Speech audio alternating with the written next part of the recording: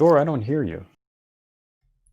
Hey, Podnutsians. Welcome to the Mini PC Show. This is a show all about big talk, little machines. My name is Door Geek. Glad to meet you. We are joined tonight by two Mini PC enthusiasts. First and foremost, Rich, how's everything going? Things are real good. I mean, I got a couple of things to talk about. Talk about a little bit of 3D printing and talk a little bit about the Comma AI Open Pilot. So when you're ready, we'll jump in. Very cool as always. Brett, man, how's everything going? It's going good. Been working on some lights, some 3D printing also, and just been enjoying making things too. So that's always the fun thing as well. Yeah, I mean, in my opinion, busy is good as long as you're not stressed out busy. And I got to ask, how is the weather where you're at there in California? It's warm. It's hot. I think there's still at least 2 fires going on around me.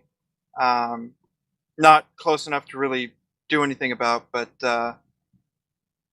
it's worrisome for a couple of our friends and family and stuff like that.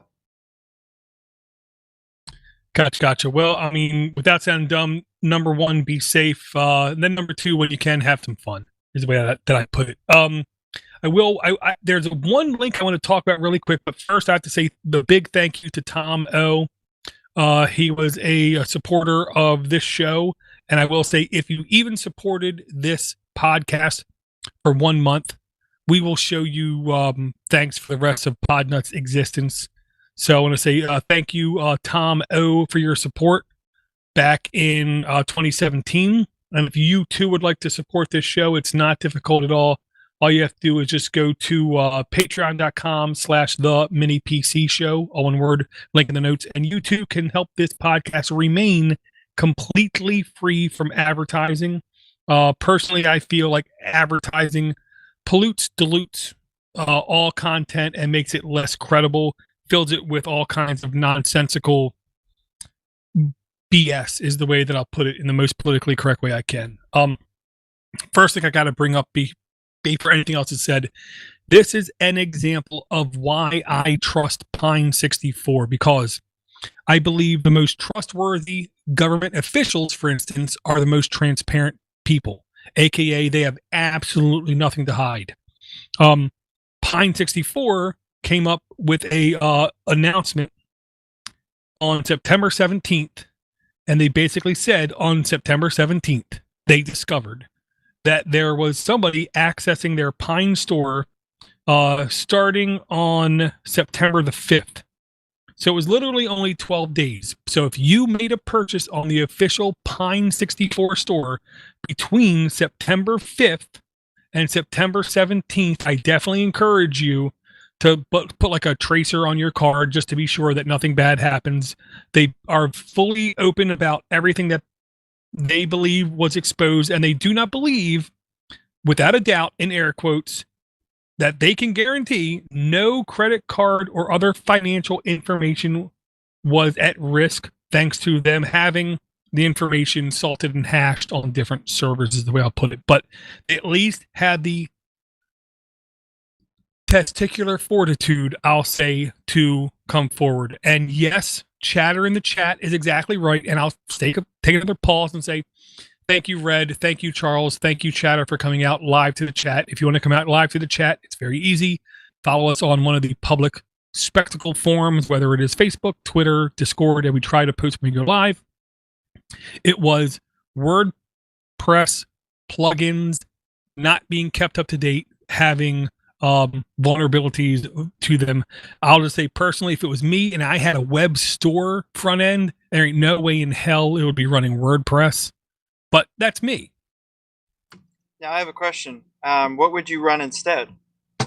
I would run basically custom code. Okay. Yeah. Only because of the safety. Low-hanging fruit theory, where if you run something that's popular, then people don't have to like work too hard to target you. No, that makes sense. Yeah, and the whole security through obscurity, if you can't script kiddie it, there's so many sites out there that you can script kiddie. why would you bother working so hard to hack Door-to-Door Geek site that's custom code?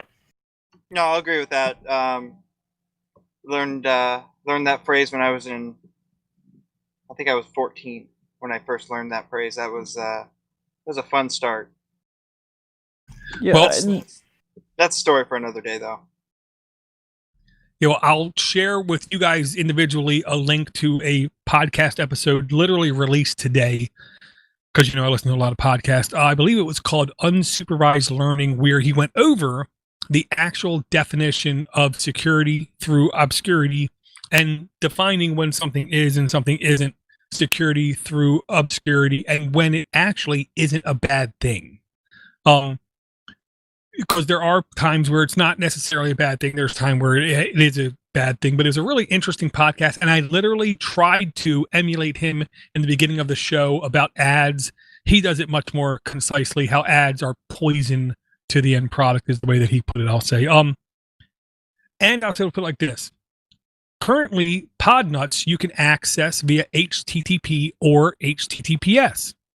And between us, I don't care, because there's no sensitive information that you should be sending to podnutz.com.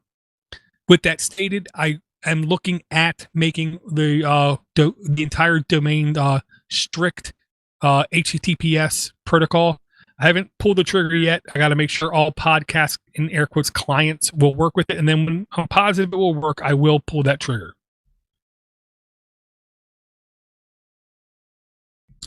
Okay, now, Rich was nearly giddy when he pinged me like 3 or 4 days ago about the Comma AI. So first thing I'll ask you, Rich, start from the time you open the box to your first drive till you finally reached your destination, and thoughts, feelings, and beliefs about the whole thing. Okay, so I got it, I don't know, maybe a couple of weeks before I actually got the car. So I unboxed it, and I did record an unboxing video. I got to edit it and post it because I was going to do a whole trip vlog, which I may or may not, it's going to get posted in some form. The box is really nicely packed. It's really nice and secure.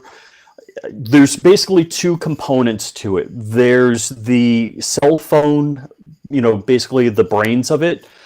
And the back of it's 3D printed, which is kind of cool. And it's got a windshield mount. It actually comes with 2, which I needed because I mounted it crooked and I had a problem with that.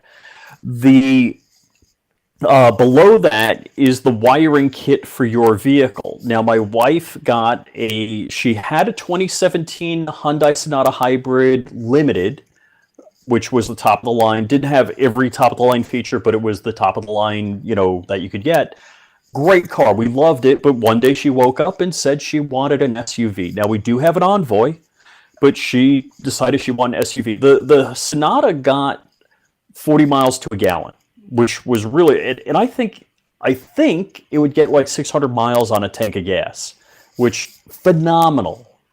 But she looked at the RAV4 hybrid, liked the exterior, but the interior looked like a poor college kid's car. I'm like, hey, Toyota, Lexus, same thing. Let me check out what the Lexus hybrid SUV is.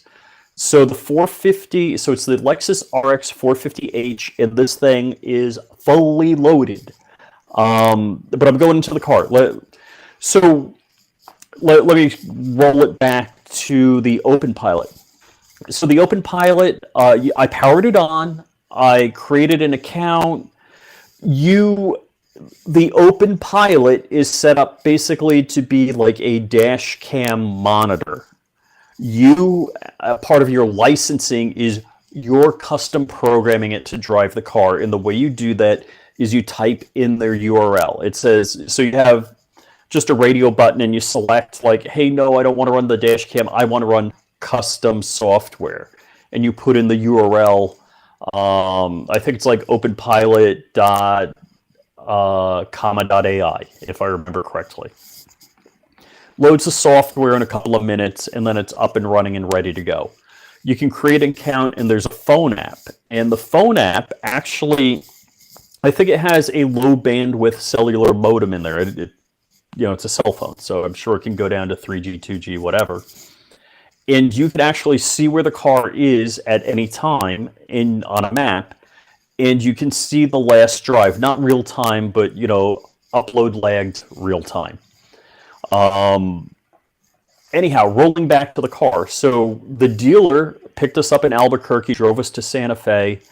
We got the car. It had a little more cosmetic, scratches and whatever than I had expected. But the car is phenomenal. I mean, the car rides like my dad's 1970 Fleetwood Brougham. I mean, it is just like, a magic carpet ride. Unbelievable. And the tech is I think look, I can fly a plane and land it without seeing. The tech was a little up there as far as getting used to. It wasn't very obvious.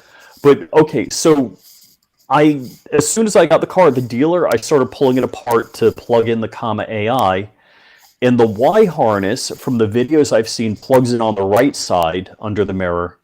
It actually plugged in on the left side.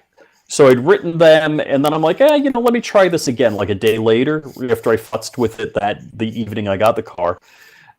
And sure enough, I pulled over the side of the road, figured it was the other connector, got it all plugged in, but I had it mounted, cocked on the windshield, and it just kept telling me reposition and then restart the initialization. Once I got it straight on there and got it to relearn, the thing was amazing. I mean, I'm new to adaptive cruise control, which the car had stock, which is a requirement for the Open Pilot to work. The thing will work up to 90 miles an hour. The lane change, so you turn your signal on to the direction you want to go, and then you tug the steering wheel in the direction you want to go. At highway speed, works really well. You're doing the checking. So the car doesn't check. If you pull, turn the turn signal on and pull in the direction of a car that's next to you, you're going to hit the car. So it's up to the old human to make sure things are right. So I kind of, sat there with my hands hovering over the wheel, sat there with my arms folded, sat there with my arms folded behind my head. I'm not sure if it's more or less fatiguing driving with Open Pilot, because I think once you get relaxed with it, it's probably less fatiguing. But until you get to the point where you're relaxed, and I found myself just staring out as to the end of what I could see of road while the Open Pilot's running. So, I mean, it was cool. It was very cool. I mean, if you like to move around, if you don't like to have your feet on the pedals, if you like to stretch with your arms or whatever, absolutely excellent. My wife is kind of terrified of it. So, I'm excited to use it. My daughter's going to college 3.5 hours away. Our intention is to use that for the drive there. It was good even locally in stop-and-go traffic. It would go all the way down to 0 miles per hour, like if you stopped at a stoplight. Just playing with it, it seemed like to get it to go, I think it would go on its own once it saw a certain distance, but that was larger than most people would tolerate. I would hit the increased speed on the cruise control, and then it would start to roll. So the only negative is in around town driving lane changes, you had to tug the steering wheel a lot to get it to change, and at that point you might as well be doing the lane change yourself. So I thought it worked really good. There were a couple of times it was maybe to the left of the lane where I wanted to be more centered, or to the right of the lane. It wasn't objectionable. It just wasn't what I would consider perfect. But I had no issues. I had a couple of times where like the lane was ending or widening, or there weren't lines, and it seemed to handle that really well. So I'm very impressed. I don't care that it doesn't do lane changes at around town speeds, or it's just as much effort to manually lane change as it is to do the turn signal tug on the wheel around town. At highway speeds, it's phenomenal. I'm super stoked, super impressed. Pretty much the only thing you got to worry about is if there's a hunk of tire or some debris in the road, because it's going to see if somebody's going to cut in on you. We've had people, get in front of us, go slow, and it backs off, slows down. We've had the people leave, and then it accelerates back up to speed. I'm just real impressed with it. I think it's a phenomenal bargain at $1,200. Yeah, and they're about to offer like a payment plan for it as well. You have to qualify for it. I'll say, if you take into consideration the price of something like a Tesla, and then you take a price of in air quotes, normal car, and then adding this to it, the cost savings is grand and great is the way I'll put it. I appreciate the fact that it doesn't want to change lanes, but it wants you to initiate the lanes change, which to me is the way it should be.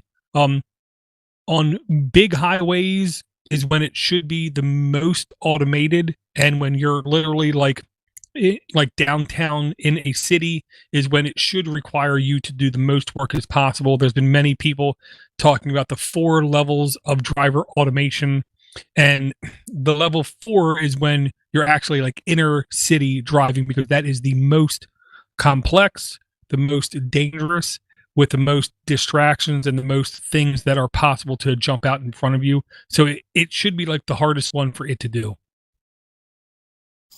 Oh yeah, I'll agree with that because no, you're good. I like the fact that I would rather have it on a big freeway type thing. But my question is, does the obstacle avoidance from the Lexus, does that run at all? Because I know some of them, I don't know if it has it, but I know a lot of them will, warn you if there's something in the middle of the road, or I don't know what that has, or if it even matters. Yeah, so I don't have enough time driving the Lexus without the open pilot to know if it would warn me that there was, a hunk of something in the road. We also didn't come upon a hunk of something in the road in our 2,000-mile drive. So, well, I'll just throw something in front of the road when I see it. Exactly. I can count on you. Yeah, I would say in my newer minivan we just got, I want to say it's a 2018. It does have FCW, front collision warning, and it only happens if you literally tailgate somebody or it thinks you brake too late. We've had it now for well over a month. I think I've heard it beep twice. One time I looked at my wife and she looked at me, and we don't know what the hell made it go off. The other time, it was the person in front of me did brake quicker than expected. I definitely braked in time, but it was nice that it at least let me know. So don't be shocked if it takes a month of friggin' driving for it to show up. Now, will that hit the brake for you? No, on my Honda Odyssey minivan, I believe it will just do a audible warning, and that's it. Okay. Do you have the Honda Sense? Is that what it's considered? Honestly, I don't believe so. I believe Honda Sense came out 2019. Okay. Yeah, I don't. Yeah. Well, and here's the thing, Rich. Hugging to the left of the center lane, if I had to guess, which of course I don't have a PhD, and I didn't hack a PlayStation or an iPhone like George Holtz, who's the guy behind Kame, but if I had to guess, the software did not take into consideration the width of your individual car, so it defaults to be as close to the middle line to the left marker as it possibly can. Thus, sometimes will allow unnecessary widths to the right of your car. Yeah, all in all, there was nothing offensive. Let me just say there was some fine tuning, and so the Kama AI, you can steer. It'll pull a little in one direction or the other, but you can steer. But if you hit the gas or the brake, then it disengages, and you have to re-engage. So very, very well done, very well thought out. I'm real excited about it. And one of the things you didn't mention is after you spend whatever money on a Tesla, it's another $8,000 for the autopilot, which is kind of crazy. At least I think.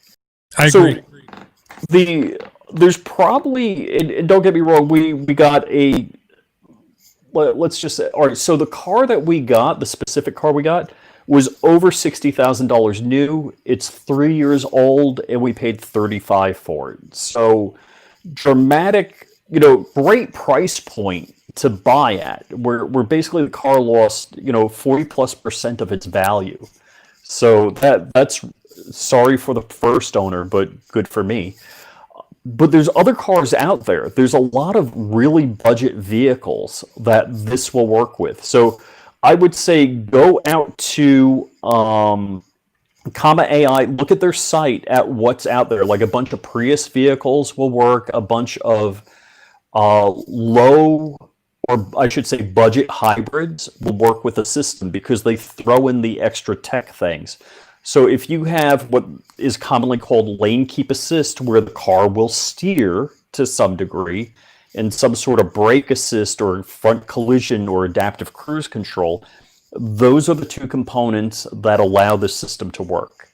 And, if you're interested in getting into it, check around, check one of the websites like maybe Auto Tempest or something like that. And I don't know if I mentioned, we sold my wife's car on Carvana, which they came, a little bit longer story, I won't tell the whole long story. Short of the story is we sent them some pictures, some VIN information, whatever. They sent us a price. We liked it. We said, let's do it. They came by, they got the car and gave us a check. So pretty hassle-free, and I thought we got a decent price. Based on values I calculated for the car, it was right in line with it. Yeah, That's good to hear. Carvana tries to be like the real estate agent of cars, where neither party is extremely satisfied, but the convenience factor will help alleviate the fact that both sides are basically getting a more fair price. And the reason Carvana was something I sought out, one, a friend said they did it and it was no hassle. The other thing was, look, I'm buying I don't have a trade-in vehicle, or I do have a trade-in vehicle per se. It was just geographically undesirable. I wasn't going to drive it 2,000 miles to get the car, the new car, and drive that 2,000 miles back. So it was, beneficial for me to get rid of the car locally. And that was pretty exciting. I mean, the whole thing was a lot of fun. That's good to hear. That's good to hear. Yeah, Ooh, I got to shout out the people in Vega, Texas. We stayed there overnight. Second night. Anyhow, Vega, Texas. It's an 800-person town. They've got a great diner there and a great museum. If you're driving through Vega, Texas, and stop, definitely, it's worth the stop. The food at the diner there and the museum is fantastic. I'll have to send Dora a link to include in the show notes, and tell them Flying Rich sent you. I'll do that next time. Well, where in Texas? Which side? I went through from Santa Fe all through Texas. Was it on, what route was it? God, I gotta look that up. Santa Fe is more west, almost southwest. I have no idea. I drove through it, but I'm horrible with directions. That's why I was interested in that Comma AI. Okay, so Vega, Texas is off I-40, and it was the Milburn Price Cultural Museum, and let's see, the Hickory Inn Cafe. So those two places definitely stop at, and if you do stop there, tell them Flying Rich sent you. I had a fantastic time with those people. It's good to hear. I'll have to, because I think actually I drove right through that when I went to Texas, when I went to Longview last time, because I remember driving through Amarillo.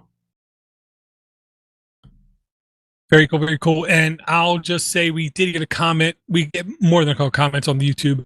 And I'll say, you're not supposed to trust anything, like unabashedly. Like, you're not supposed to be the mental invalid driving a Tesla in the UK and fall asleep behind the wheel. I'll agree with that. Because that happened, I want to say, a week ago. And if you are that kind of person, maybe you need to be taken out back and shot in the head, like old Yeller. all of this software, whether you're a doctor using artificial intelligence, machine learning to help you diagnose breast cancer, or whether you're, a in insurance adjuster trying to help identify fraud, all these components, all these computers, all these systems are merely supposed to be tools to help you do a better job. So as a driver, these tools are supposed to just help you do a better job of driving. You're still driving. And if you relinquish total control to a comma AI system and it notices that you're not looking at the road for a certain length of time, it will completely disengage. Oh, it will. So I like what that. it does is it beeps at you. So it's looking, there's IR LEDs, and the forward-facing camera is looking at where your eyes are looking. So if you're not looking out at the road, if you're looking down at the dashboard too long, it first beeps at you. And there's a value for the delay. But what I found out also is if you wear sunglasses, it doesn't see your pupils, but it knows where your face is looking. So if you wear sunglasses and look down with just your eyes, it doesn't know. Cheater. Well, if you go out of your way to cheat the system, yeah, then you'll pay the repercussions. You deserve what you get. So now so funny. There are forks of the code, and so you could write your own code and upload it. And I may be doing some silly stuff with my comma AI in the future if my wife lets me. Well, everything that George Hotz has done with comma AI is available on GitHub. You can download it, you can recompile it, you can tweak it. Tesla is not doing that. Ford is not doing that. BMW is not doing that. Mercedes-Benz is not doing that. Toyota is not doing that. No auto manufacturer in the world is doing that, including, I don't know if you guys heard about that. Nikola, the CEO, was arrested because basically he was lying about his technology that he was using. He was trying to get some of the attention, some of the rub, some of the shine off of the Tesla name by calling his company Nikola. Nikola. That makes sense, yeah. I just had an idea, because last week we were talking and I wanted to do it with my RV, but wonder if I could do it with a drift car.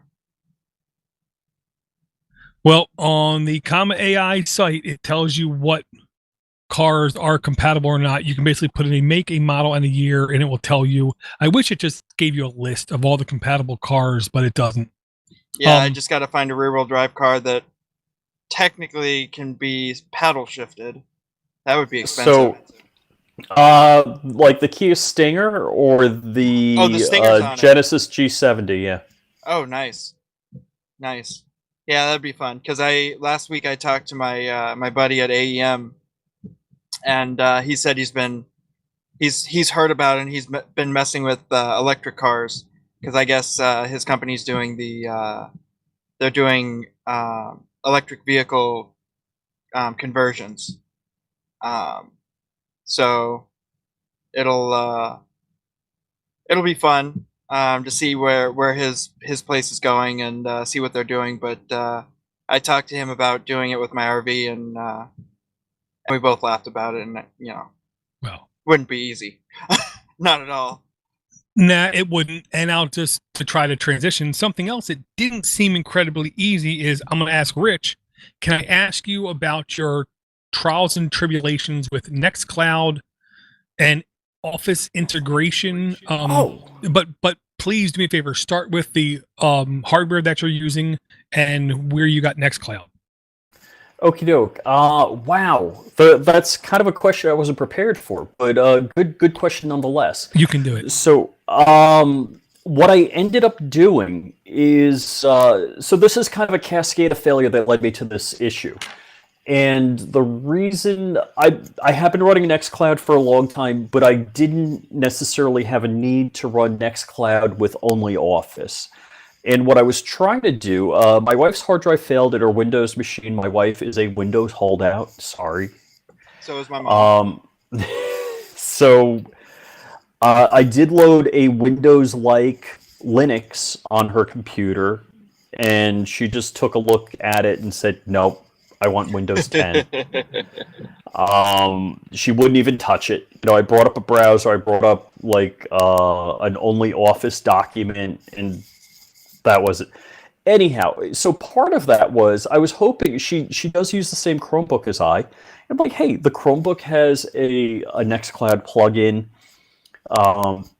If you use only Office on Nextcloud, you can use your Chromebook. You don't need anything else. So finally, I saw a video that talked about Nextcloud integration. I'm sorry, only Office integration into Nextcloud. So let me roll back a little bit. I've been running Nextcloud on my... Boy, somebody's probably screaming it as they're listening to the podcast. I'm running basically almost everything on my infrastructure on an o-droid XU4. How So is that? for the most part, it's real good. I've got my N2 plugged in over here. I've got it mostly prepped and ready to swap out. I just haven't gotten to the swap out point.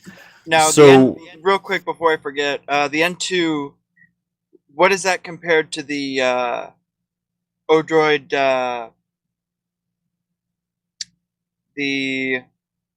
What is the N2? Is it a quad core or is it a octa-core beefed up? I don't know if it's a hexacore or an octa-core, but it does have the 6-core. big. Yeah, it has the big little architecture. It has 4 USB, 3 ports on it, an HDMI port. What is it? It's got an eMMC socket, micro SD, gigabit Ethernet. So it doesn't have Wi-Fi, doesn't have Bluetooth. That's pretty much. Yeah. It's kind of like a half-height Nook, basically. And just so I get the complete plug-in, if you're in the U.S. and you want to buy one, get it from Ameridroid. Shop around on their site. I think they have a multimedia version of it that comes with a case and a power supply. So you can get it a la carte, but I think you pay more for it. Look on Ameridroid for the multimedia setup. All right, so o-droid XU4 is what I'm currently running Nextcloud on. Door said, hey, if you're going to run only Office, you're going to want to run it on some Intel hardware. So I have a home ESXi setup, home VMware setup, or home lab, as you want to call it. The unfortunate thing in the VMware world is they have what's called vSphere integrated containers. Well, there's nothing integrated about it. It's actually much easier to run like a Linux distro with Docker on it than to run the integrated setup. So that's kind of the hitch on it. So what I actually did do is I downloaded a VM, and the VM has only Office and Nextcloud on it. There is some configuration that you need to do on your LAN for DNS. You can edit your hosts file for it, and that'll work that way. The final niche or final thing to get it running correctly was just going to the settings of only Office and putting the correct DNS name in.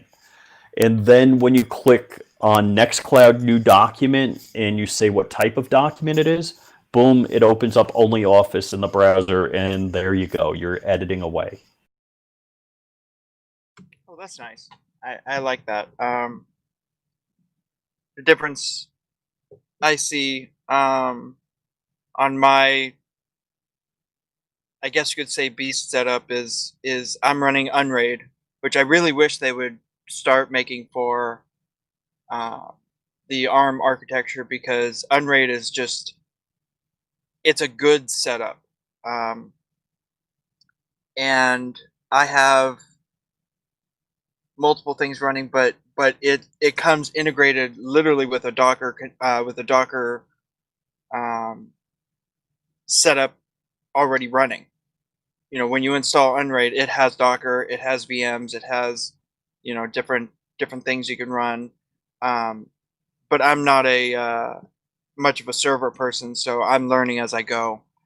And it is, so far, I haven't had any major problems that either weren't my fault or that weren't very easily fixable. And I'm running Nextcloud as well. So I haven't done any open office with it yet. Or only office. So I want to make sure I get you the URL. So, okay, it's Univention. So it's univention.com where I got the VM from. And I'll drop that in the YouTube chat here. Very cool. And it looks like the o-droid bundle is the o-droid N2 Core Elect Edition, where it comes with the power supply, the full case. So it looks more like a set-top box. It looks like the production batch should be available in October 2020. It goes up to 4 gigabyte model, which I will say, everything I've seen, this, even though it's a 2 gig or 4 gig model, it outperforms the numbers that it provides. It's that, like, good. Yeah, I've run some test rigs with the o-droid XU4 and the, oh gosh, who's the other one where it had the PCI bus?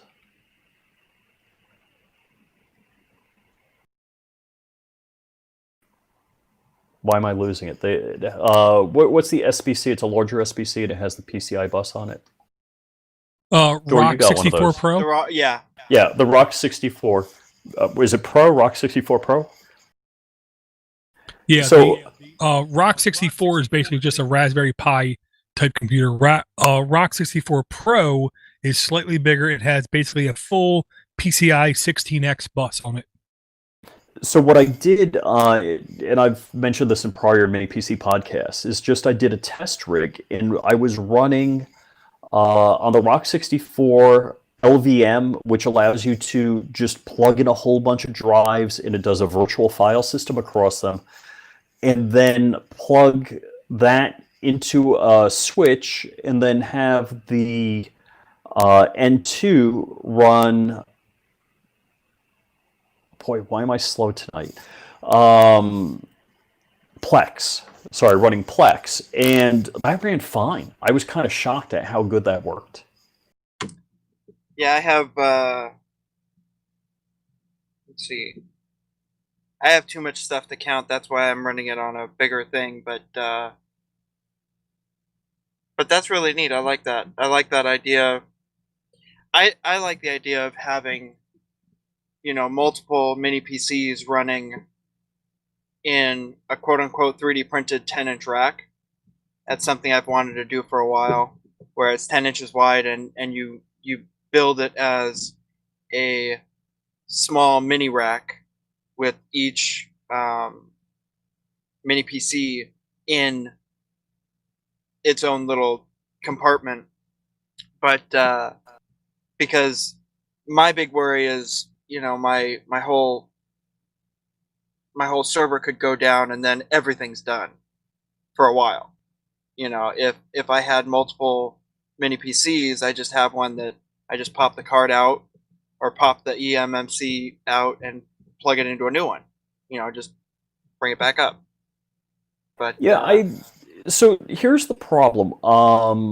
When something is running off of one SBC and it doesn't reach out to other resources, it's easy to rebuild that. Like, you can image the micro SD card and then you can just burn another SD card and, like, say you have the SD card fail. But when it becomes something, you have to be a lot better at documentation. It really scales exponentially on the complexity when it's 6 months later and you got to rebuild it. So if you do a system where you're using one thing with logical volume manager, one SBC, and the other SBC is doing, hosting containers that reach out to that LVM for storage, all of a sudden it gets pretty complex, and you got to have copious notes and good backups. Because when you have to tweak that in the future, it's going to be a bit of a bear.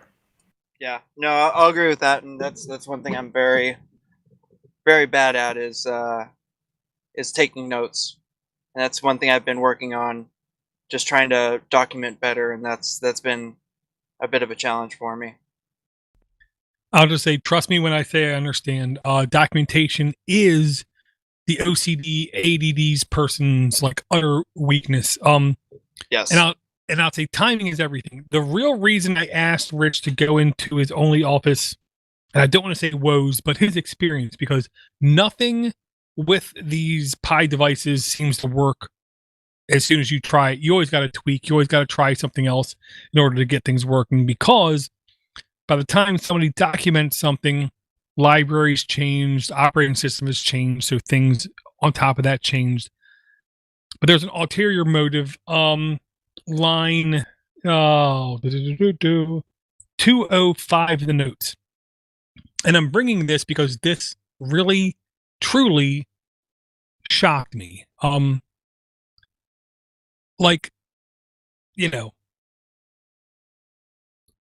I can't, there's the words are really hard to come up with. Okay.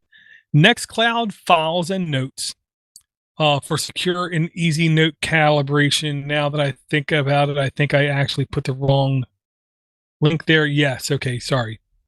Let me try this again to say Control C, come down here, Control V. 209 was the correct line. It's Microsoft Online Server as document editor Nextcloud. Right. Okay. Now here's the thing. With today's release on September 16th of Office Online Integration App, enterprises can use self-hosted Microsoft Office Online Server to view, edit documents from within Nextcloud. This enables companies to operate an MS Office environment on a private, secure server with familiar user interface and full compatibility with MS Office formats.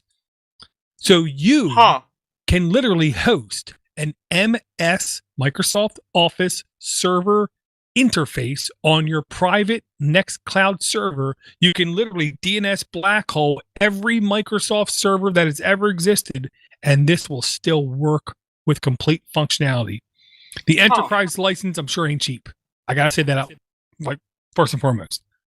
But for Microsoft, for Microsoft to allow you to have full 100% guaranteed compatibility with all Excel documents, all Word documents, all Access files, all PowerPoint presentations, like everything in Office, without having to communicate with a master server. Sorry for offending anyone. With the main Microsoft server, and yet have it in a cloud type ecosystem, is one of those things I never thought Microsoft would allow. Never thought they would either, actually. So I mean, it just goes to show you, when I say something isn't possible, isn't probable, isn't going to happen, the only thing that is true is, like, my now like 10-year dead mother from the South Bronx would say, well, you never know. And I guess I don't, because they did this. Wow.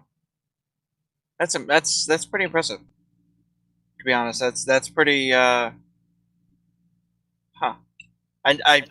then again, I never thought they'd do a Chromium style browser on all their stuff either. Right. Yeah. And I know more than a couple people that work within DoD and who have literally stood up their own Nextcloud instances because of the privacy features that was basically enabled by default. And now if they can offer those users true Microsoft Office format functionality, that would be something that I guarantee you that enterprise would be more than happy to pay without flinching or hesitating. And yes, the things that they've done recently are the kinds of things that just proves that they're not like IBM. They're not Big Blue. They're not some huge Titanic ship that can't turn fast. And, you know, the old saying was, you'll never get fired for picking IBM. The undertone was, even if it was the wrong solution to pick, you wouldn't have gotten fired because you picked IBM. Yeah. With Microsoft, they're definitely trying to stay ahead of the curve. And this kind of thing proves it. Now, doesn't mean I trust them. They're still scummier than scummy can get. They're still basically child predators. I won't let around my kids. But for them to do this kind of thing is a good olive branch. But it will take 10 years, at least to me, of this olive branch for me to even begin to trust them as a company. So I'm trying to figure out how much this costs. And let's see. So it says volume licensing account can download OOS from Volume License Servicing Center at no cost. It will have view-only functionality, which includes PowerPoint sharing and Skype for business customers. The requirement document creation, edit, and save functionality in OOS will need to have an on-premises Office suite. I'm still not sure what this all means. I can't see it being cheap at all. I'll just say it. The closest price I could find was easily, I wanted to say $12,000 a year, but Yeah. it's geared for the enterprise.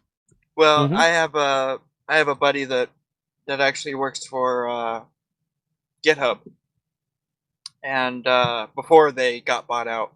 I was going to say, you mean Microsoft, right? Yeah, before they got bought out. So he actually still works there. So I'm gonna send this to him. I actually already sent it to him, and he's looking into it. And I'm gonna see if I can get a I guess you could say a price or a way of doing it from him, because an eval copy. Yeah, basically, because he's an Arduino maker like us. You know, he's a good guy. In fact, I think he'd like the show. I think I may have to invite him onto one of these shows one of these days. As long as his mic isn't crapped, he's well invited. Yeah, it definitely is not. His big thing is synthesizers. So he has a studio grade mic. So very cool. And I do want to talk about line 206 in the notes, at least just for a moment, and it's because Mozilla has gone through a lot of things this year, just like everybody else, where things have changed, priorities have changed, jobs have changed. Mozilla had to fire, I want to say, 250 people, which was over, I think it was like 20% of their staff. So in the last 10 days, they had to discontinue 2 services they offered for free. One of them was Firefox Notes. The other one was Firefox Send. Send, they admitted they had to drop because people with bad intent was using it to share files that were not legal. And when I say not legal, I don't mean like they were copying movies. I'll just say they were copying things that would have been very welcome on the island that Jeffrey Epstein owned. Wink, wink. So, with that stated, Nextcloud basically can help alleviate anyone who is transitioning away from Mozilla Firefox Send and Mozilla Firefox Notes. And I can attest to this. If you have the Notes application installed, it's very easy to send a link to anybody and say, let's collaborate on this text document. Or I have a file. Let's say the file is hypothetically the movie 1917, where all they do is walk for 2.5 hours, but somebody really wants it really bad, so I can just send them a link from my Nextcloud, and I can even say, this link will deprecate in 2 days, so you better hurry up and get it, because after that, it won't last anymore. The share feature inside Nextcloud is surprisingly robust, is the way that I'll put it. And again, Nextcloud is the kind of thing that if you want, you can install on a VPS host you get from like DigitalOcean, or you can install it on a Raspberry Pi and port forward the ports forward, or you can even install it in a VM and just say, I want this to be my migratable solution, and Own Your Bits even offers a Docker image called Nextcloud Pi. So it's literally just one command away in a Docker interface where you can install, in air quotes, full-blown Nextcloud and get the ability to open up a collaborative notes document or share large or larger files with anyone with very, very little friction. Actually, I can attest to the Docker image because I think that's the one that I'm running on my Unraid. It is ridiculously easy, and I have 62 gigabytes being used right now, and I have 18 terabytes, which I don't know how much that would cost from Google or wherever, but the fact that I own it, the fact that it's mine, the fact that I can share it, I have a reverse proxy running on my own website, so I can send anything very easily. It's just really neat. In fact, I have my some of my family on it too, which is also nice because they are afraid of Dropbox because, Condoleezza Rice? Well, yeah. Yeah, she was appointed some position inside Dropbox which a lot of conspiracy theorists believed it just allowed the federal government easier access to get any file off of Dropbox that they wanted. Yeah, I actually didn't know about that, but that makes a lot of sense. Yeah, make it when you're but just the fact that I own it and it's all, built into my RV, so which is just for fun, mainly. Well, it's one of those things I firmly believe, even playing with Nextcloud, whether it is on a Raspberry Pi, in a VM, or on genuine x86 hardware, it gives you a much greater understanding just how far free Libra open source software has came to truly come close, like razor margin close to competing with the big boys. Whether it's OneDrive, whether it's Dropbox, whether it's Office 365, whether it's any of those other solutions out there, because Nextcloud has calendaring solutions, email solutions, file synchronization solutions, file sharing solutions. It even has some streaming audio solutions built into it. And the truth is, it's only going to become more robust with time. So it's the kind of application I follow because I'm really excited just how full-featured and how rich and how smooth it's going to be in 2021, 2022, 2023, to where it's going to start to compete with some really big, heavyweight applications. I see it. I agree completely because I can see it. I have absolutely no issues with it, even now. But then again, I don't use it to its fullest extent as far as, as an Office solution. I use it for data backup. I use it for data sharing. I use it for, and the synchronization features on it are ridiculously, they're just as good as anything. And, as long as you have a good upload speed, it doesn't have a problem with anything. I haven't had anything, fail or anything. Yep. Well, like long and short of it was when it was OwnCloud, I had it running on a Banana Pi Pro it was over 3 years with zero downtime. I remember that. Yeah. Yeah. Then it switched over. The creator decided to back out of OwnCloud because he didn't like where it was going, and he went to Nextcloud. And then with Nextcloud, I can literally have it running for easily a year straight and not even blink. because it just works. If I was in an enterprise environment and I had the ability to select what tool we were going to use to synchronize files between computers, I would be hard pressed to select anything except for Nextcloud, only because of its centralization authority and its true privacy intent, to where I control everything from the beginning to the end, where with a lot of other solutions, you have to relinquish a certain amount of control to cloud-based servers that you don't even know are involved with your synchronization tools, is the way I'll put it. Yeah.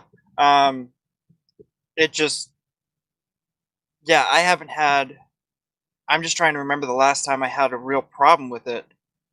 And, I've had problems with everything else, mainly my fault, not setting it up, not knowing how to set it up right. But Nextcloud was just very easy setup, very, very straightforward settings. Haven't had any problems with it. Yeah. Very cool. I wanted to jump to a link mainly because I just wanted to make sure it was bookmarked. 207 in the notes because I already moved it up like that. And it's AndBox. AndBox is a way to run 32-bit applications on a Raspberry Pi, and Box 86 its goal was to run Steam in a Raspberry Pi. And I will say I've gotten really close to it working on multiple Raspberry Pi things, but I have not yet got it to actually run a game. I've gotten it to run the Steam interface, but then the problem becomes the normal Steam interface requires a 32-bit browser to display the contents, but then if you switch it over to minimalistic mode, you can actually browse your Steam library and stuff. But I haven't yet gotten it to the point to where it can install games and play games. But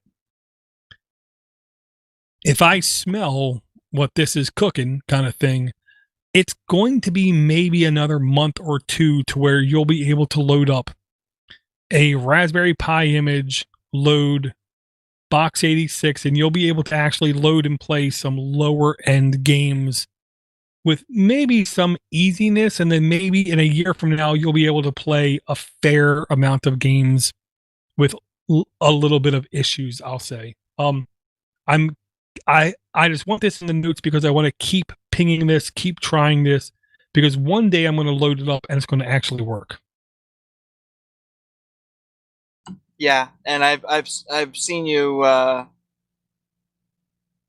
I've seen how close you've gotten on it, and it's awesome. It's good to see it getting closer and closer, and I've seen you getting closer and closer. Yeah, I mean, so far it's a damn tease. It's gotten so close. Yeah, I've seen that, and it's frustrating, but it's also really exciting. Oh, yeah. Another link I absolutely had to bring in the notes, line 210. I'll start with, I understand people who are not fanatical about the idea of the Pine phone. It's $150. It's not going to knock your socks off. It's not going to run the latest Fortnite or Crisis or whatever, but it's not supposed to. Kind of like if you get a Chromebook and expect to run, some crazy Blender post-processing things. That's not how it works. But PinePhone did talk about they now have released a 13-in-1 multi-boot solution, is the way that I'll put it.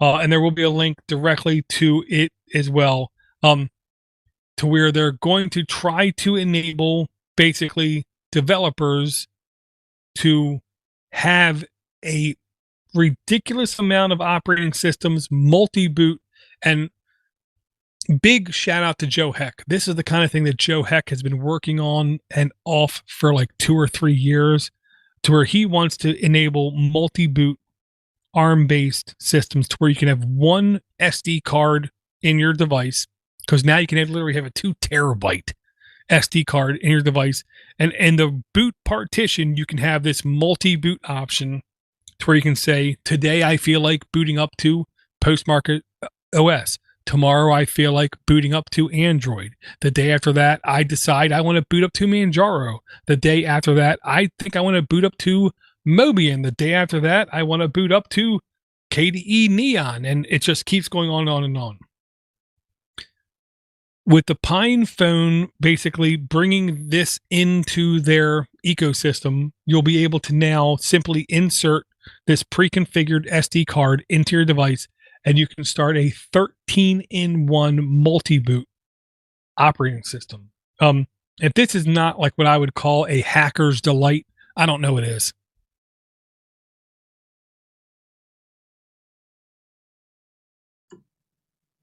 I'm kind of stuck on a different. I'm excited about the Pine phone because I definitely do want one.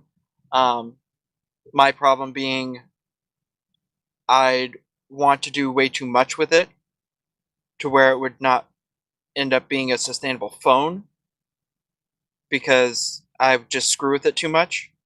But I'm actually kind of looking at the Raspberry Pi touchscreen monitor online. Let's see, it was line 220. I just want to jump to it real quick because I've never seen someone with such small hands using a touchscreen. So if you look at the pictures, it looks like it's a 15-inch touchscreen, and it's really funny. Yeah, I mean, that's where you got to make sure that you read, like, where in like old like eBay things, you got to make sure you read the description, because yes, just looking at the picture, that's like a 17-inch screen. Oh yeah. Oh yeah. Great. Yeah. No, yeah. They definitely got the scaling off on the hand. That's an adult hand just scaled down to like 50%. Oh yeah. Not even, because I have the original the touchscreen for the Raspberry Pi, and it's the size of a big phone. Because realistically, my Note 8 is what, 6.2 inches diagonal? Yeah. I mean, so 7 inches isn't much bigger. My hand would cover most of the phone. Yeah. Yeah, and like every single image they show of this screen is dramatically inaccurate. Oh yeah, it's just fun to look at mostly.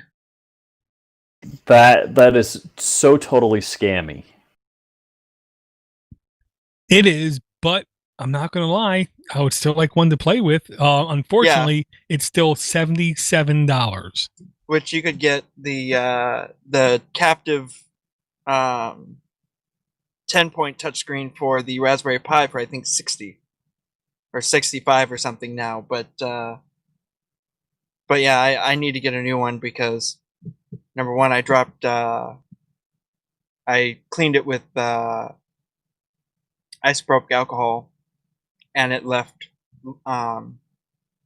watermarks or alcohol marks inside the screen, and I cracked. Oh yeah, it's horrible. And I also cracked the corner of it off.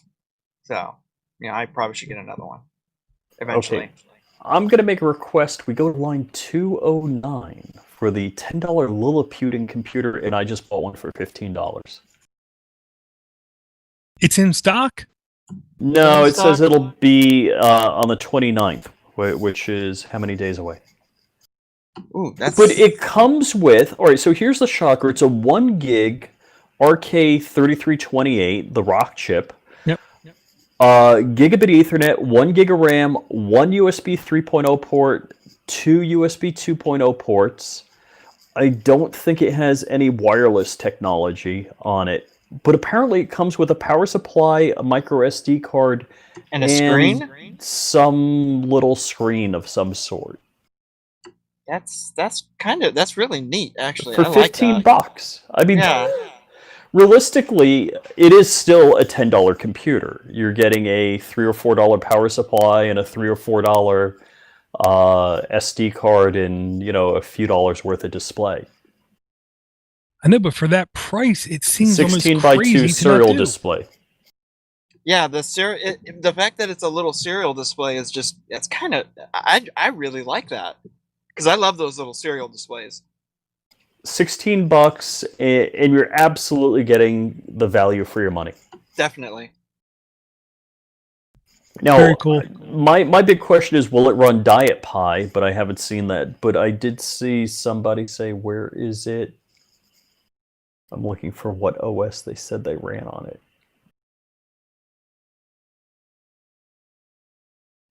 I actually have, I have probably 100.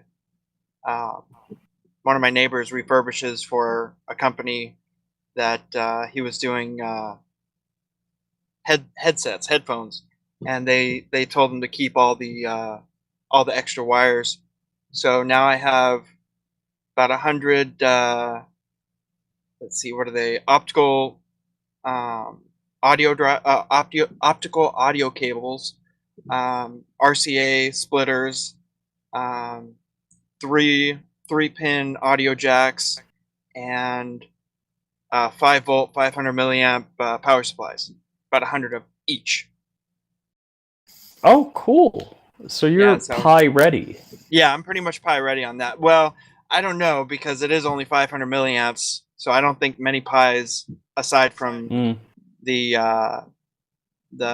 what is it, Pi Zero, would be able to run it. Would be able to run off of it. Definitely not powering anything on the USB port. Definitely, you're right. Yeah, and for those of you out there that think you need 3 amps or whatever to run a Pi, you need the amperage to power the USB ports. If you're not running anything on the USB ports, you should be fine as far as running the CPU. Yep. Yeah. No, I ran into that issue a few times, that I didn't realize that the Pi doesn't pull as much power as a USB does, by far. Correct. Yeah, and there's a link I did want to bring. It was thanks to Captain Zero, who joined us live here in the YouTube chat. Line 213. It's called Open Canary. Okay.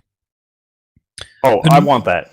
Well, the number one complaint I hear from people in the mini PC world is, everybody hates me, nobody likes me, might as well eat a can of worms type of attitude. I have a Raspberry Pi sitting here and I don't know what to do with it. Oh, God, no imagination whatsoever. Okay, period.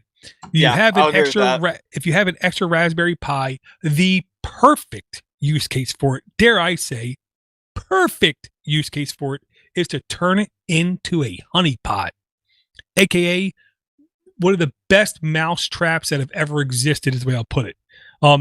And there's a link to another maker, is what it's called, on GitHub. They have an Open Canary, and it's basically a script where, as long as you're running default Debian, not Ubuntu, not Diet Pi, not Ubuntu Mate, not Armbian, not any of those things, if you're running raw Debian, I was able to get this to work on an SD card, because the beauty of Raspberry Pis is you simply replace the SD card and voila, you can test it out. And it literally gives you every single command that you need to run step by step by step by step. And then it will basically show you how to basically install this Open Canary, configure it to work with your email client of choice, whether it is a SMTP solution, an IMAP solution, or Gmail solution.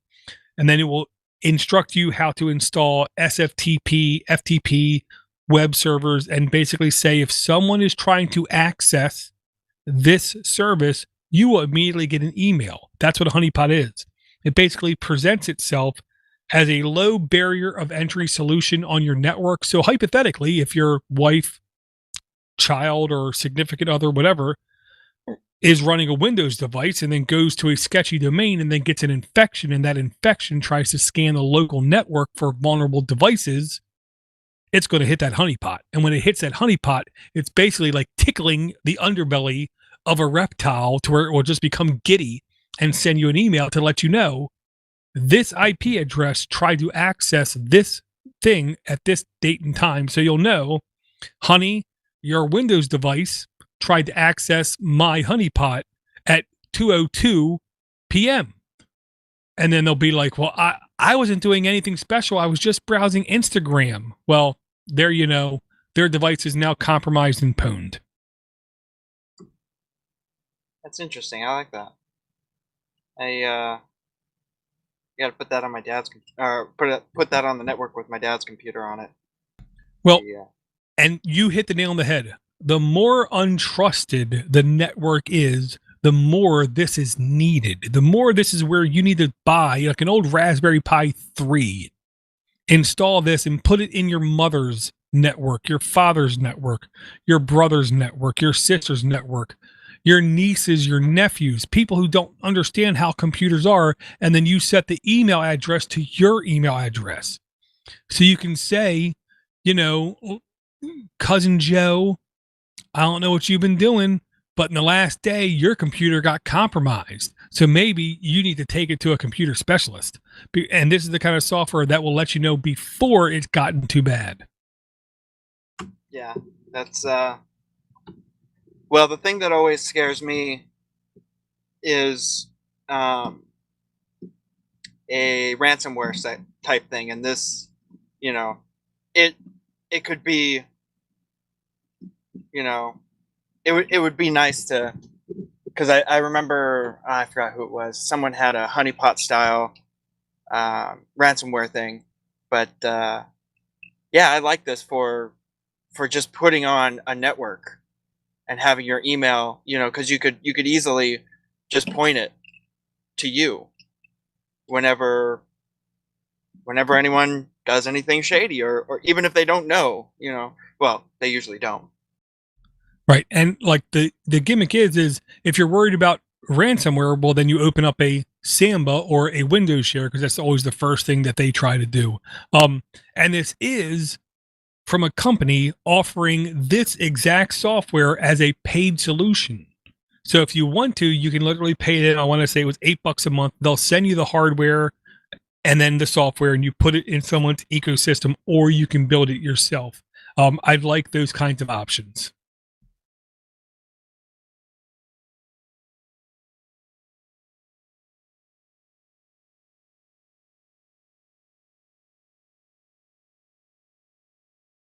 Okay, so what I'll say is there any other things in the notes or that you guys came across in the last 2 weeks that you would like to talk about?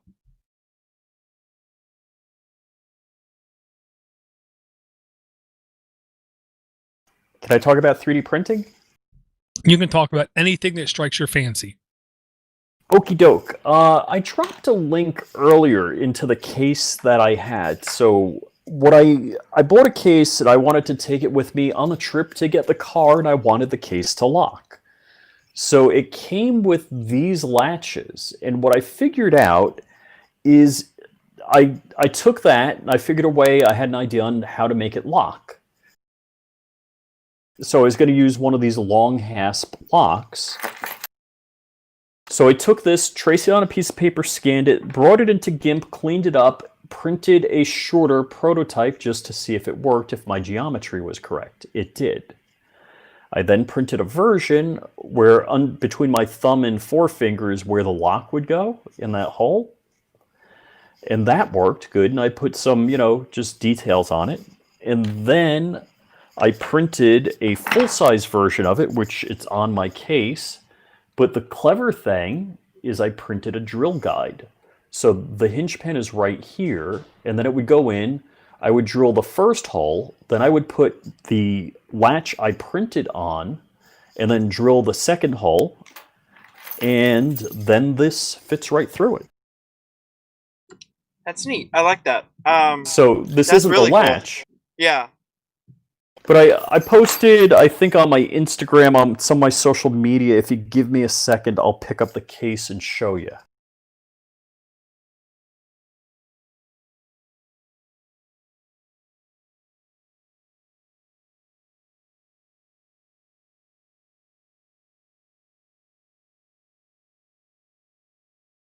I can always click truncate silence in post-production, which I love. So that's, I don't know if you're seeing real well, but that's how the latch goes through and it locks. That's cool. And that's the latch on it, on the case. It looks like it works very well. Yeah, it does look good. And TSA had no issue with what I was carrying through it. That works.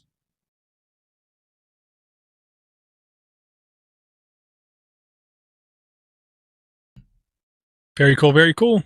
The last thing I just wanted to bring, and it's only because I just wanted the notes for future reference. Line 213 in the notes. Okay. It's from dev.to, which I will say, browsing that domain, I found a lot of very interesting projects, is the nicest way I'll put it. Some of them are very weird. Some of them seem unbelievably useful. This one is called How to Set Up a Smashing Dashboard on Your Raspberry Pi. Now, Door, why did you have to send this? I know. You suck. Everything is about presentation. You know what I mean? When you go to a fancy restaurant, half what you're paying for is the presentation. Same thing with this thing. And I'll say this, it's running DuPuie, Rich, so it's one of those easier things to set up, to where you can set up what they call smashing dashboard. And when you go through all of the code, you go through all of the ASCII characters, you type everything out to make it however you want it to look, it ends up looking, to me, I'll just put it like this, to be a glorious, easy to understand graphical interface that you could literally just have running nonstop and just walk by and say, this process is starting to use up too much of my resources. Let me just log in and kill it now. And you can set up alerts. You can set up notifications. Not only that, this to me is the kind of dashboard I really wish I had like 6 years ago, kind of thing. I don't know what took them so long is the best way I'll put it. Because it looks really clean. It looks really easy to understand. I want to find the time to where I can literally sit down and work on this. But it looks like it says the article only takes 6 to 8 minutes to read, but I'm pretty sure it will take you 40 to 60 minutes to copy paste everything and have it work. Huh. So this reminds me of it's basically a dashboard that I remember I set up for something, but this is a really neat setup. But what I've been wanting to find the time for is my Home Assistant stuff. I've been doing a little bit more and more with Home Assistant. I have an old Note tablet that when you walk by, turns on, goes to the Home Assistant stuff. But I kind of like this look better, so I might have to look into doing this. Well, if you don't want to follow this exact thing, if you just go to the link in the notes and look up setting up smashing, right beneath it, it says smashing is I want to say, Sinatra-based framework. So I'm sure if you look up Sinatra-based framework, it will let you customize this to your heart's content to get something you exactly want out of it. Yeah. I'm also sure it will take a little bit of work. Yeah. But it's the kind of thing that my whole goal in life is to have one central interface running on very secure hardware, connecting to all my other appliances, all my other devices, all my other instances, to let me know just their overall health score, is the way that I'll put it. And this to me looks like a very, very good start to that kind of interface. Well, my tablet, my whole Home Assistant setup idea is to have the layout of my RV running on a tablet, so when I walk by, it turns on, and it basically, like you said, it tells me what lights are on, it tells me what battery percentages, and then I can tap on where each section of the RV, and then it goes into a deeper dive. So that's always been my want, is, you know, all the you know, water levels, the everything, all in one spot. So I agree. You know, that's what I want too, is just one easy to use interface that can go deeper in everything. So I hate to rain on the parade. My only beef with this, and I talked to Dora about this beforehand, is I wish it was headless. I wish it was a web UI as opposed to having to plug an HDMI. It is a web UI? Yes. I guess you didn't read it, because it What? says, and basically it says after you have it fully loaded, you can access this interface from a remote computer. Oh, too cool. All right. Yeah. I'm game. Now you should be able to connect to it on localhost or using the LAN address of the Raspberry Pi on port 3030, and it should look something like this. It's the full graphical interface. Because I didn't catch it either, Rich. Because when you said it, I said, I got to look at this thing a little bit closer. Every bit of their configuration they're doing locally on it itself. But once you get it set up, it should be easily accessible on any web browser. Okay, that needs a test drive then. That's cool. I like that. That's, yeah. And that reminds me of, yeah, I really need to start posting what I'm doing with Home Assistant and my Pis and all that fun stuff, because I'm running little ESP32s, which are, you know, I've talked about in the past, basically, you know, a little Arduino with Wi-Fi and Bluetooth built in on steroids, you know. And so I have, about 2 or 3 years ago, I ordered 100 of them because I got them for a really good price, and I'm still using them every day.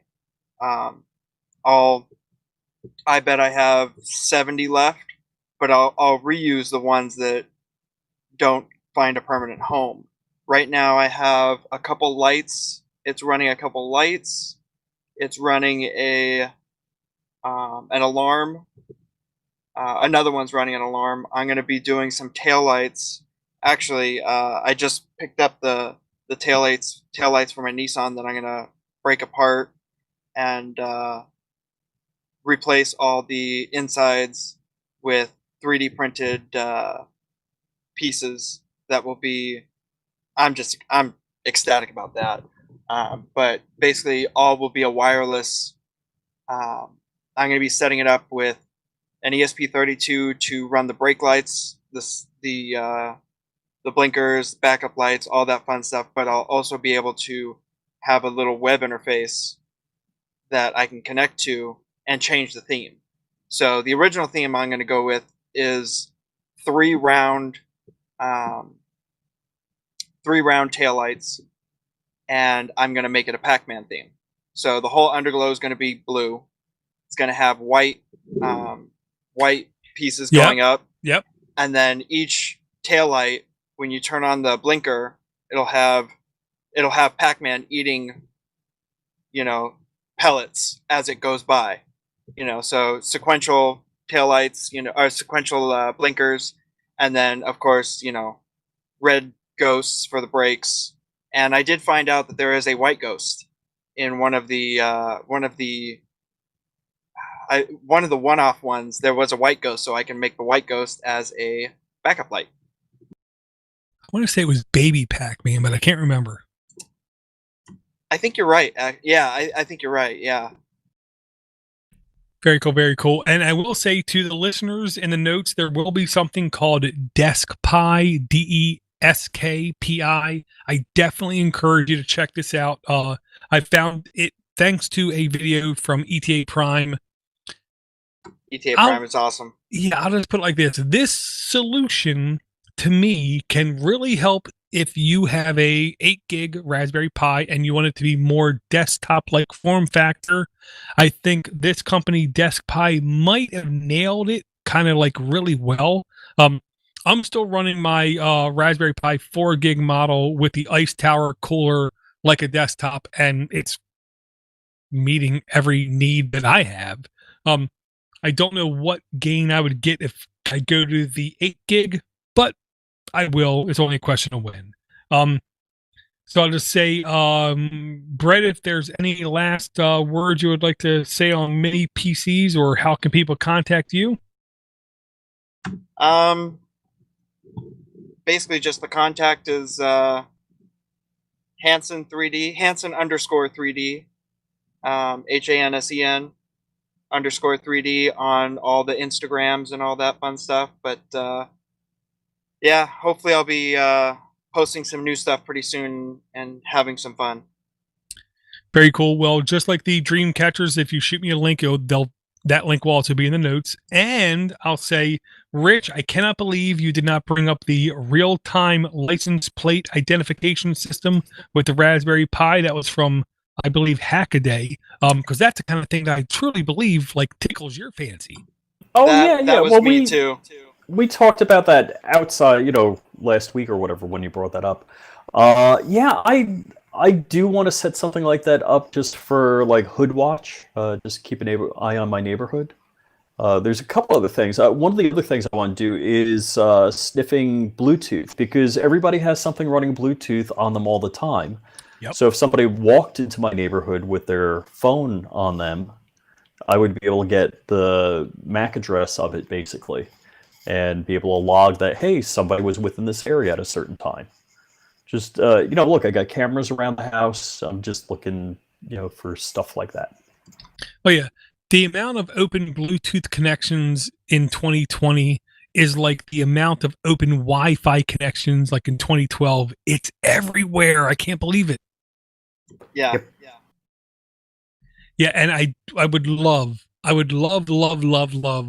for somebody to offer like a $30 to $50 solution to where I can literally just suction cup to my dashboard and do the license plate recognition, just so if there is an accident and I witness it, I literally have everything recorded right there, ready to rock and roll. I looked at this. Everything that I saw did not indicate it was only available in the EU, because all the license plates that they showed were definitely those long, wide license plates. I do believe it would work with US license plate, but because I don't have the available hardware, I cannot test that on my own. It just seemed really cool if it actually worked. I'll have to do that because I'm pretty sure I have most of the stuff needed. It will, it's something that I've been meaning to do and wanting to do for quite a while, because we have a shop, that is, it's at the end of a dead end, and it's at the end of a parking lot in the dead end. So if someone comes into that complex and they're not supposed to be there, it's very easy to figure it out. But if I could get a license plate recognition system, because we've had trailers stolen, we've had, different things taken, and, just being able to have that would be so nice. And I just need to get off my butt and actually do it. Gotcha. And there's one more link I absolutely have to bring, only because Ven Stone from Linux Gamecast also shared the link. But I'm going to tell you right now, I had this link posted easily 36 hours before he did, because that's how much of a nerd I am. It's from tomshardware.com, and it's called USB Overload, and our current notes is 217. It basically is it's a mini ATX computer form factor with 20 USB 3.0 ports, 2 DVI, 1 HDMI, 2 gigabit Ethernet. If you have this many USB devices that you need access to, and I'm going to tell you right now, the perfect use case for this is USB cameras. If you have USB-based cameras, like 20 or 30 of them, this is godsend. This is what you need, because this will give you every bit of throughput to record everything you've ever desired. Except for that, you could use it for USB hard drives. USB copying, USB cloning. Cloning and copying. Yeah. Yeah. Testify. I don't see any problem with this. I have 16 USB 3.0s on my at my desk right now. Of course, only using half of them, but my it's pulling from the server, so I have a 30-foot active USB extension going to this 16, and I have not had any problems. But yeah, I see no problem with this 20. I really don't. I don't, only because I know with USB ports, it's not like the old school SATA or parallel ports to where you can literally have, because realistically you have 20 ports. I know there's 5 buses, and I know 5 buses could easily handle all the throughput if all these are truly running USB 3.0 transfer speeds, where you could literally host on this motherboard what used to cost like an ISP like $20,000 a month. Yeah, no, that makes sense. But it's crazy what they're doing with all the speeds, and it's just getting so fast. I just love it. And I'll say, Rich, if people would like to catch up with you, if people would like to watch your comma AI videos, if people would like to watch your enthusiastic videos on topics you decide are really important to you, what is the best way for people to do that? So, flyingrich.com, youtube.com/flyingrich, and there's no spaces between flying and rich. And Instagram, it's flyingrich_official. I don't know if I have that Instagram link in the notes. If I don't, please let me know. I know I have the Flying Rich in the notes for you. Well, thank you. Well, that's what I'm here for. Since we don't take ad revenue, we take revenue from our local affiliates. And those affiliates are Brett and Rich and people like Red, people like Chatter, people like Christian who come out, people like Charles and Swift who drop by in the chat. Those are the people who are important to us and the people who should be important to you as well. Again, my name is Door Geek. This is Mini PC Big Talk Little Machines. If you would like to take care of us, you simply need to go to patreon.com/the-mini-PC-show. If you would like to send us an email, it's also very easy. It is minipc@podnutz.com. I want to thank everyone for their support. And we did miss an email from Mike Deem talking about Mini PC as router and firewall. I will share this with Rich and Brent, and we will try to coalesce a response to you before the next episode, Mike. Thank you very much for the email. Thank you very much for the support. And again, if you are not here to support us, then we're not here to support you. Support those who support you. Period, bar none, hard stop. Thanks everyone for downloading. Thanks everyone for sharing the links on any social media platform. Thanks everyone for sending us voicemails at 7076-PODNUTS. Thanking everybody who sends us any kind of correspondence on any platform that they derive is the correct platform. And again, we hope to talk to everyone again real soon. Thanks for the support, everybody.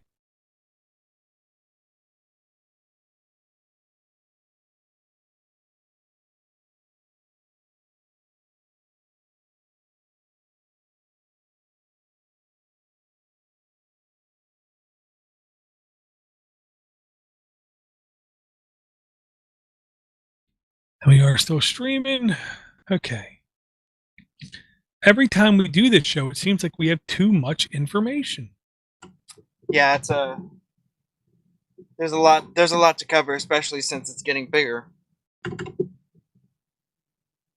Or at least it seems like it is. It never stops. It never does, yeah.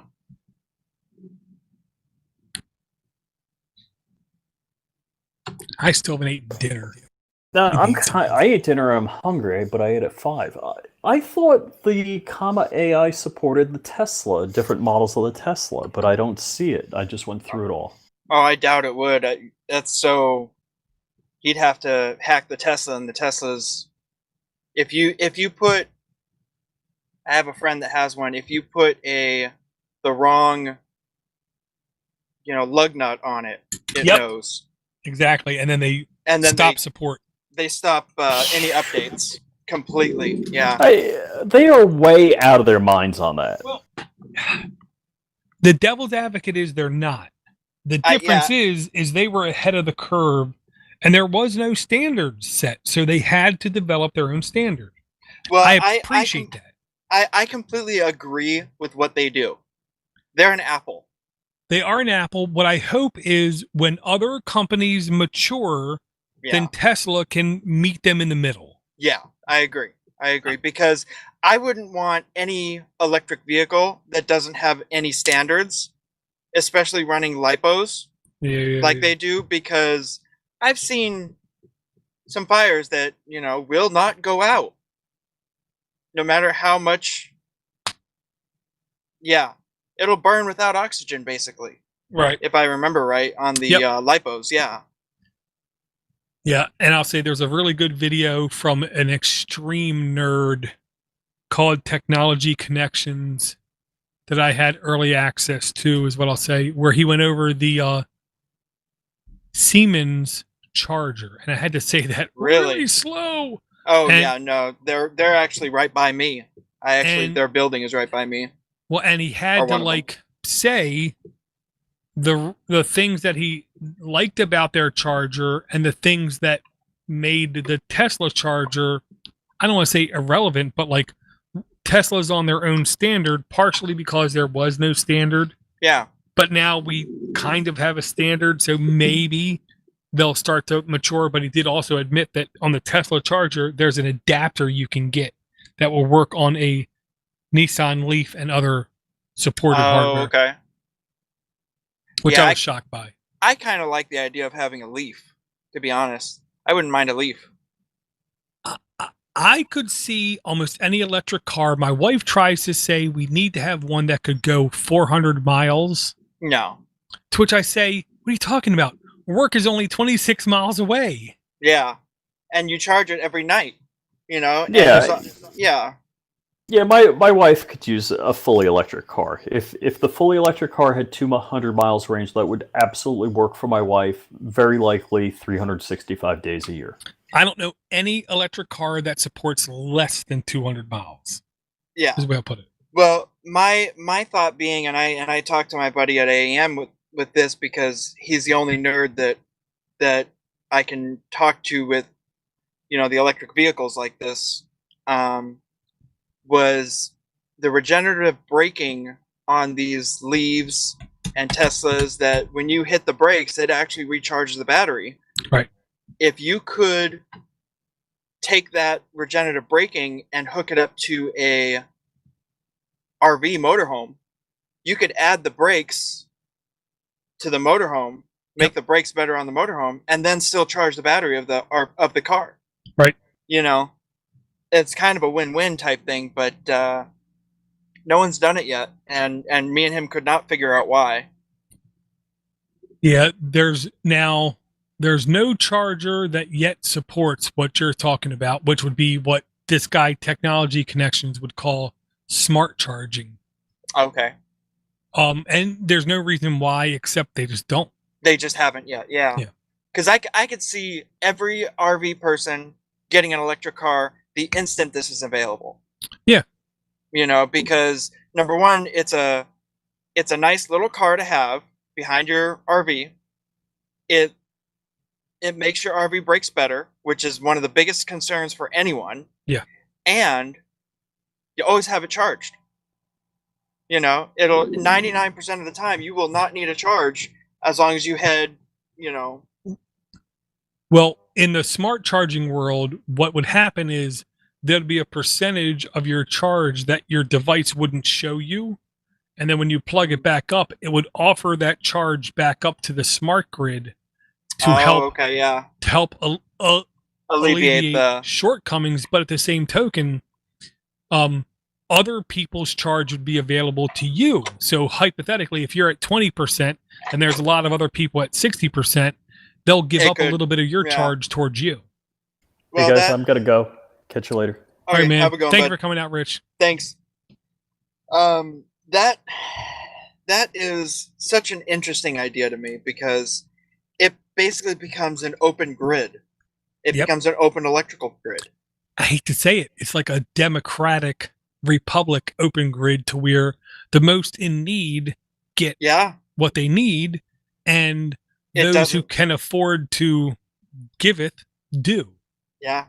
I really do like that idea. I mean, it's, you know, Well, then you need to watch that video. I'm telling you right now, I'm Yeah, a I'll have Patreon to- supporter of I'll have to Technology Yeah, Connections, and he insinuated there at the very end, there was multiple ways that multiple jurisdictions could easily put these chargers in at a lot of places and completely absorb the cost and completely relinquish the cost of them in no time. Huh. Interesting. I mean, he's a capital N nerd. I got no problem saying that because, I was Yeah. beat up till like the age of like 20 something. Yeah. Well, I was lucky. I was never beat up because I was always the quietest one that that always had something against all the bullies. But Right. yeah, I was definitely. I learned very quickly that I did not want to be the one getting beat up, and I figured out a way. My way was actually selling CDs. That was right when LimeWire just came out. I mean, like the cutting edge was LimeWire or Frost. Oh no, it became FrostWire. It was right after Napster, and LimeWire became available, and that was Right. I made a decent amount of money, but I also gave the bullies whatever CDs they wanted. Right. And yeah. That was right around the time of I want to say BearShare. BearShare was a little bit after that. Yeah. LimeWire became BearShare and then FrostWire. Yeah. And then it destroyed from there. I gotta say, this Raspberry Pi 4 running in my ecosystem that we've been using the whole time is running fine. Really? And it's the 4 gig. Yeah, it's a 4 gig. That's awesome. While I'm connected to 2 computers with Google Meet and Wow. I'm streaming out That's to pretty YouTube. That's Yeah. awesome. It's running fine. Well, and then I've got mine, which I actually dulled it down quite a bit. Let's see what I've got. I think I have.